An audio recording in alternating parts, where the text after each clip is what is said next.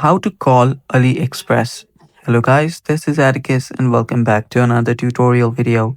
In today's video, I'll teach you guys how you can call AliExpress. Now what I mean by that is how you can call AliExpress's customer service.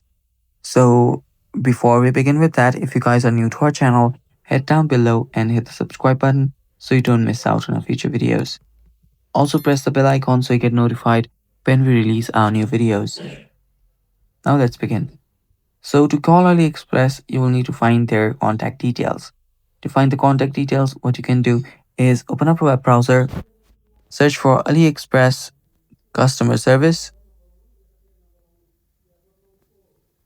And after you search for AliExpress customer service, here you'll find a website by Pissed Consumer. Head over there. It's Pissed Consumer, aliexpress.pissedconsumer.com. So let me cross these out. There we go. Now, here you'll find the contact section.